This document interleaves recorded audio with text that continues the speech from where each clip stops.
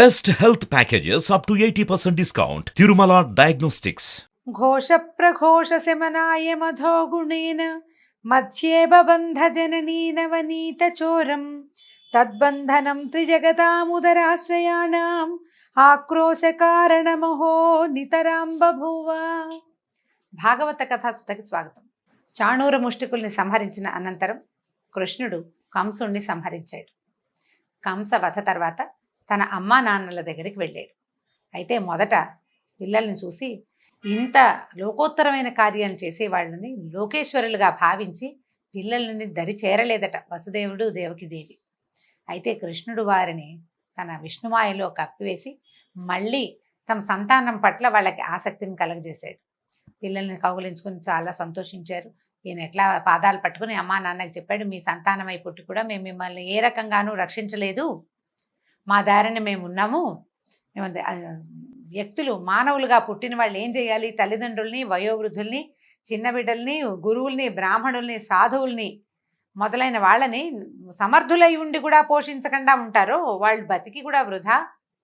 మేము మిమ్మల్ని వదిలిపెట్టేసి మా దారిని మేము ఉన్నాము, మీకు చాలా ఓర్పు ఎక్కువ, మా కారణంగానే మిమ్మల్ని కంసుడు చెరసాల్లో పెట్టి బాధిస్తున్నా కూడా సామర్థ్యం ఉండి కూడా, వారించగలిగిన సామర్థ్యం ఉండి కూడా మేము దయమాలిపోయి క్రూరులుగా ఉండి మా దారిని మేము కపట వేషాలు వేసుకుంటున్నాము, మా లోపాలు మన్నించండి అని చెప్పి. అంటే నాకు బుద్ధి లేదు నాన్న, నేను బాగా చూసుకోవాల్సింది, నేను సరిగా చూడలేదంటే, లేదు నాయన నీకంటే నాకెవరు ఎక్కువ అంటాడు తండ్రి. వ్యామోహంలో పడిపోతారు ఆ మాటలకి.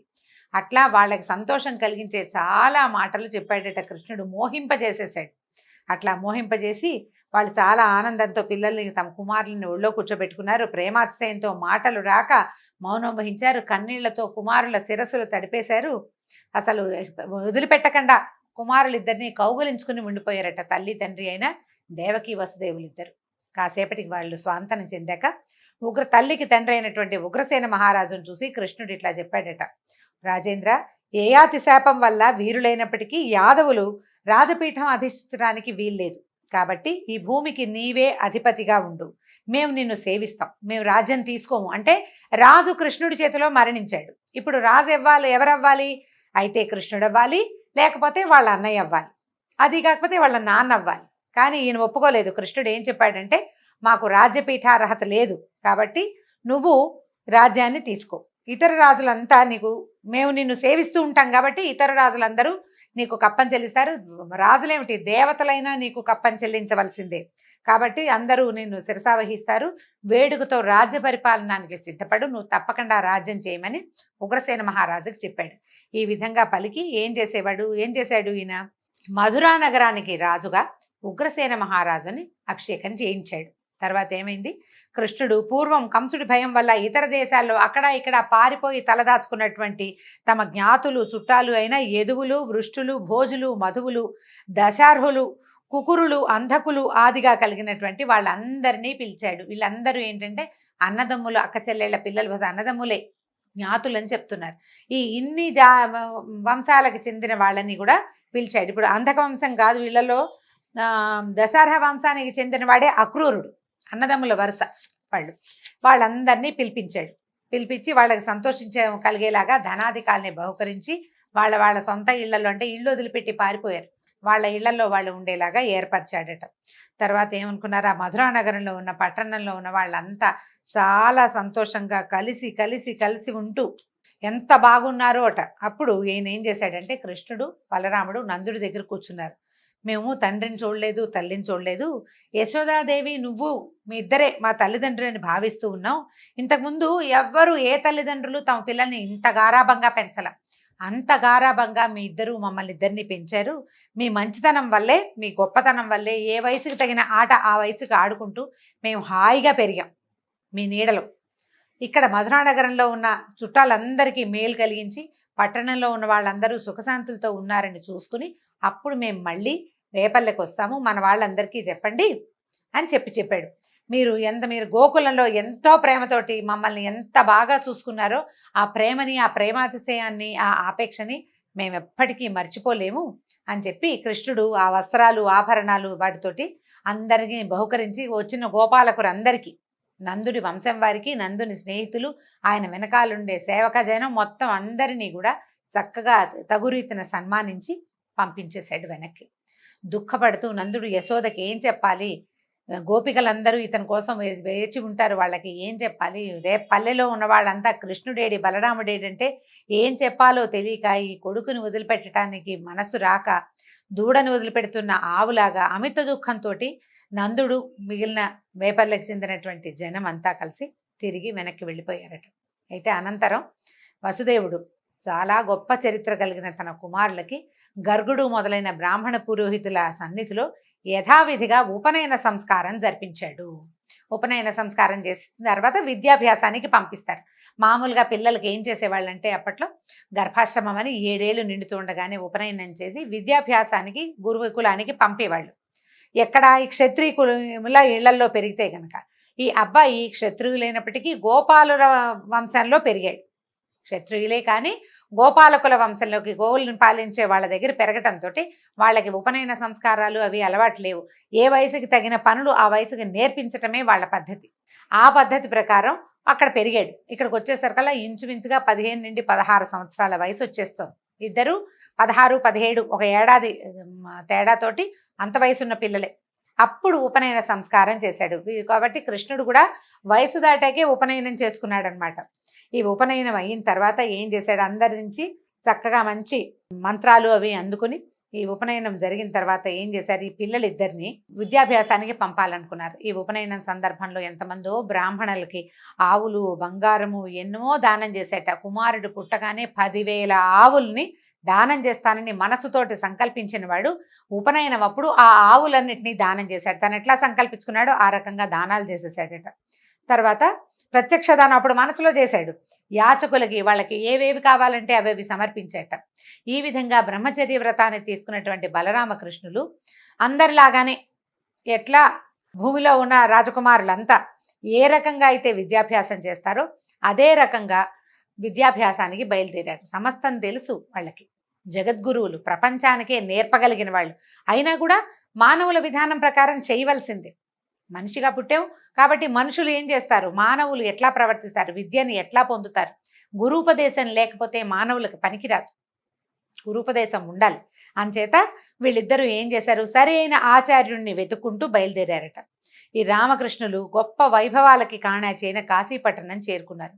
అక్కడ అవంతి పట్టణ వాస్తవ్యుడైన సాందీపని అనే పండితోత్తముడిని దర్శించారు. గురువుని వాళ్లే వెతుక్కున్నారని చెప్తున్నారండి. సాందీపని అనే ఒక గురువుని చూసి ఆయన్ని సేవించారు. ఆయన వీళ్ళ తాలూకు వినయ విధేయతలకి చాలా సంతోషించి ఏం చేశాడు, 4 వేదాలు, శిక్ష, వ్యాకరణము, ఛందస్సు, నిరుక్తము, జ్యోతిష్యము, కల్పము అనేటువంటి 6 వేదాంగాలు, ఆ 4 వేదాలు 6 వేదాంగాలు, ధనుర్వేదము, తంత్రము, మనువు మున్నగు వారితో చెప్పబడినటువంటి ధర్మశాస్త్రాలు, న్యాయము, తర్కము, రాజనీతి మొదలైన వాటిని తేట తెల్లంగా బోధించాడు. వీళ్ళు ఏమిటంటే ఒకసారి వింటే వచ్చేస్తుంది, వాళ్ళ లక్షణం అది. అక్కడి నుంచి ఎలాంటి వాళ్ళంటే అమిత నేర్పరులు. 64 కళల్ని 64 రోజుల్లో ఒక్కొక్కడు ఒక్కొక్క కళావంతుడి దగ్గర నుంచి నేర్చుకున్నారు. మామూలుగా ఈ గురువుగారు చెప్పే విద్యలు ముందు చెప్పబడ్డాయి. 64 కళలు నేర్చుకోవాలంటే కళలు చెప్పే వాళ్ళు వేరే ఉంటారు. ఒక్కొక్క కళ ఒక్కొక్క కళావంతుడి దగ్గర నేర్చుకున్నారట. 64 రోజుల్లో 64 కళలు. ఈ గురువులకే గురువులైన వాళ్ళు, ఇతడు ఎక్కువ అతడు తక్కువ అనే భేదభావం లేకుండా ప్రకాశించు లోక గురువులైనటువంటి రామకృష్ణులు సంతోషంతో గురు శిష్య న్యాయంతో తమ తాలూకు ఉపాధ్యాయుడైనటువంటి సాందీపనిని సేవించారు. గురు సేవలో ఎక్కడా భేదం రానివ్వలేదు. వాళ్ళు ప్రపంచాలకే గురువులైనప్పటికీ గురువుని యథావిధిగా సేవించి ఆయన దగ్గర నుంచి అన్ని విద్యలు నేర్చుకున్నారు. అయితే సరే, ఇలా కృతార్థులు మొత్తం చదువంతా అయిపోయింది. చదువు అయిపోయాక అప్పట్లో ఏం చేసేవాళ్ళు, విద్యార్థులు చదువుతూ ఉండగా వాళ్ళ దగ్గర నుంచి ఫీజులు అవి వసూలు చేసే రోజులు కావవి. తర్వాత గురుదక్షిణ ఏదైనా స్వీకరించేవాళ్ళు. ఇంత ప్రతిభావంతులుగా కనపడుతున్నటువంటి ఈ పిల్లలు వాళ్ళు తమ ఏదైనా చేయగలరని భావించి సాందీపని తన భార్యతోటి ఆలోచించుకుని, ఈ సాందీపని మహాముని ఏం చేశాడంటే రామకృష్ణులతోటి ఇట్లా అన్నాడట, నాయనా మా కుర్రవాడు, మా నాకు ఒక కుమారుడు ఉన్నాడు. పూర్వం సముద్రంలో ప్రభాసం అనే తీర్థంలో, అంటే సముద్ర తీరాల్లో ప్రభాస తీర్థం అని ఒక తీర్థం అది. అదే ఇప్పటిది మన గుజరాత్లోని సోమనాథ్ క్షేత్రం ప్రభాస తీర్థం అంటారు. చాలా విచిత్రంగా శ్రీకృష్ణుడు అవతారం చాలించింది కూడా ప్రభాస తీర్థంలోనేనండి. ఆ విషయం తర్వాత చెప్పుకుందాం. సందర్భవశంగా వచ్చిందని ఆ వాక్యం ఇక్కడ చెప్తున్నాను. నిజానికి సందర్భోచితమైన విషయం కాదు. ఆ ప్రభాస తీర్థం అనేసరికి ఆ మాట జ్ఞాపకం వచ్చిందనమాట.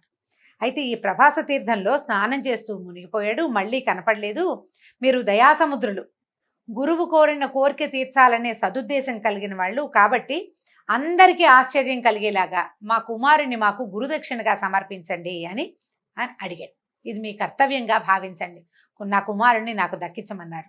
నిజానికి ఇప్పుడు శిష్యులు కనుక అత్యంత బలవత్తరమైన వాళ్ళు, లోకోత్తర నాయకులు అయితే కనుక గురువుగారు గొప్పతనానికి తక్కువే ఉంటుంది. ఆయన ఏదంటే కోరిన కొండ మీద వాన కురిపించగలరు వాళ్ళు, ఎక్కడ కావాలంటే అక్కడ. అయితే ఇంత అఖండమైన పరాక్రమంతో విరాజిల్లే శిష్యులై ఉండి గురువు కోరిక తీర్చడం మీరు న్యాయం కదా, కాబట్టి దయచేసి నా కుమారుణ్ణి నాకు తెచ్చివ్వండి, అదే నాకు మీరు ఇచ్చేటువంటి గురుదక్షిణ అన్నారు. అని చెప్పేసరికల్లా నిజానికి ఇది మానవులకి సాధ్యపడే వ్యవహారం కాదు. సముద్రంలో మునిగిపోయాడు అంటే జీవించి ఉండకపోవచ్చు. నీట మునిగిన వాడు మళ్ళీ వస్తాడా? రాడు. కానీ వీళ్ళు ఇంత విద్య నేర్పిన గురువుకి న్యాయం చేయదలుచుకుని ఉన్నారు. చేయదలుచుకుని ఉండి ఇద్దరు ఏం చేశారు, ఆ మంచి పెద్ద రథం ఒకటి దాన్ని ఎక్కి సముద్రం దగ్గరికి వెళ్ళారు. ప్రభాస తీర్థానికి వెళ్ళారనమాట. సరే, ఎదురులేని రథం, బ్రహ్మాండమైన రథం. ఈ సముద్రుడి దగ్గరికి వెళ్ళి ఏమన్నారు, సముద్రుడా, మంచి బుద్ధితో సద్బుద్ధి కలిగిన వాడివి మా గురువుగారు అబ్బాయిని తెచ్చి మాకు అప్పచెప్పు. ఏమైనా కనుక సమాధానం సరిగ్గా చెప్పకపోయావో అంటే ఎదురు మాట్లాడేవో నిన్ను ఇంకింపజేసే బాణాలు వేస్తాం మేము నీ మీద అని గట్టిగా చెప్పారు. చెప్పేసరికల్లా సాగరుడు మానవ రూపంలో వచ్చాడు. దైవ రూపం అంటే ప్రత్యక్ష రూపంలో వచ్చి, మానవ రూపం అని చెప్పకూడదండి, ప్రత్యక్షంగా కనపడ్డాడు. ప్రత్యక్ష రూపంలో వచ్చి, నా మాటల్లో నేనేమి మోసం చేయను, ప్రభాస తీర్థంలో అందమైన ఆకారం గలవాడు మంచివాడు అయిన బ్రాహ్మణ బాలుడు స్నానం చేస్తుండగా తరంగం ఒకటి పైకెగసి భయంకరమైన వేగంతో అతని లోపలికి తీసుకుపోయింది. అయితే అప్పుడు ఏమైంది, ఆ లోపలికి వెళ్ళేసరికల్లా ఈ సముద్రంలో ఉన్నటువంటి పంచజనుడు అనే ఒక రాక్షసుడు, దైత్యుడు ఆ కుర్రాన్ని మింగేశాడు. కాబట్టి నాదేం లేదు, నేను కాదు ముంచింది, అక్కడ ఒక రాక్షసుడు ఉన్నాడు, వాడు లాగేశాడని చెప్పాడు. అని చెప్పి ఆ రాక్షసుడు ఎక్కడుంటాడో చూపించాడనమాట. శ్రీకృష్ణుడు ఏం చేశాడట, శంఖం పూరించి పిలిచాడు. అక్కడ దాకా వెళ్ళిపోయి పిలిచేసరికల్లా ఈ పంచజనుడు భయ సందేహాలతో చాలా భయపడిపోయాడట వాడు.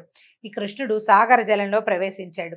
ప్రవేశించి బంగారు పింజలతో అంటే బ్రహ్మాండమైన బాణాలు, అంటే చక్కటివి అతి పదునైనవి మెరిసిపోతూ బంగారపు రంగులో మెరిసే బాణాలని వేసి ఈ పంచజనుడి పొట్ట చీల్చాడు.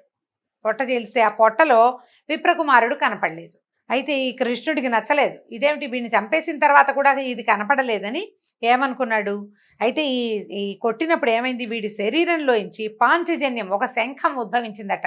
వాడు సముద్రంలో ఉండేవాడు కదా, సముద్రంలో ఉండే ఒక శంఖ రూపిగా బయటకు వచ్చాడు. వాడి పొట్టలోంచి అది వచ్చిందట. పంచజనుడి నుంచి జన్మించింది కాబట్టి పాంచజన్యము అనే పేరు వచ్చింది ఆ శంఖానికి. ఆ పాంచజన్య శంఖాన్ని తన చేతిలోకి తీసుకున్నాడు. ఆలస్యం చేయకుండా తన బలరాముడితో కలిసి రథం ఎక్కి అన్నయ్యతో కలిసి యమసదనానికి బయలుదేరాడట. అంటే రాక్షసుడి గర్భంలో కనపడని విప్రకుమారుణ్ణి యముడు తీసుకెళ్ళిపోయి ఉంటాడు. రాక్షసుడు తినేశాడు. అతని ప్రాణాలను ఎవరు తీసుకెళ్తారు, ఎవరి ప్రాణాన్నైనా తీసుకెళ్లేవాడు యముడు. యముడు ఇంటికి పరిగెత్తారనమాట వీళ్ళిద్దరూ. వెళ్ళేసరికల్లా ఆ నగరం పేరేంటంటే సంయమని, సంయమనము కలిగింది అనమాట. ఆ సంయమని అని పేరు కలిగినటువంటి యమపురానికి చేరి బయట నిలబడి ప్రళయకాల మేఘంలాగా అలాంటి ధ్వనిని కలగజేసే శంఖాన్ని పూరించాడట.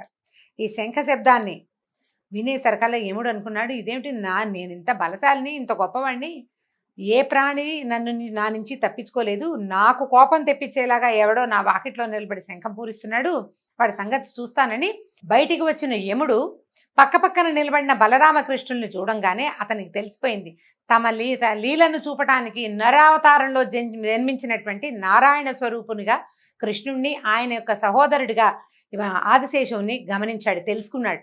స్వరూపం చూడంగానే తెలిసిపోయింది నారాయణ స్వరూపం. తెలియగానే వెంటనే ఏం చేశాడు, పరమ భక్తితోటి పాదాల మీద పడ్డాడట. నా ఇంటికి వచ్చావు, నీకు ఏం కావాలో చెప్పమని అడగంగానే అప్పుడు అచ్యుతుడు ఏం చెప్పాడంటే, ఓ యమధర్మరాజా, మా గురువు యొక్క కుమారుడు, అతనిలో ఏం తప్పు ఉందో తెలియదు, నువ్వు అతన్ని తెప్పించేసుకున్నావు నీ దగ్గరికి, అతన్ని నాకు అప్పచెప్పు, అతను కావాలి అనగానే యమధర్మరాజు ఇంకొకళ్ళ దగ్గర అయితే వీడికి సమయం అయిపోయింది అలాంటివి చెప్పేవాడేమో, కానీ భగవంతుడి దగ్గరికి ఏం చెప్తాడు, వెంటనే ఇదిగో వీడు తీసుకెళ్ళిపోండి అని చెప్పేసి సాందీపని మహర్షి కుమారుణ్ణి తెచ్చి అప్పచెప్పేశాడట. ఆ కుమారుణ్ణి తీసుకుని గురుకుమారుడితోటి బలరామకృష్ణులు ఇద్దరు భూలోకానికి వచ్చి కుమారుణ్ణి సాందీపని మహర్షికి వాళ్ళ గురువు గారికి అప్పచెప్పారు. ఇంకేం కావాలో చేయమని అడిగారు. అడిగేసరికి ఆయన అన్నాడు, నాయనా మీరు గురుదక్షిణ్ణి తెచ్చి అప్పచెప్పారు. మీలాగా చేయగలిగేవాడు, ఇంత లోకోత్తరమైన కార్యం చేయగలిగిన వాడు ఎవడు ఉండడు. మీ యశస్సు దిగంతాల వరకు వ్యాపిస్తుంది. ఎవరైనా సరే ఈ యమసదనం నుంచి గురువు కోరాడని కుమారుణ్ణి తెచ్చిపెట్టగలిగే వాళ్ళు ఉన్నారా?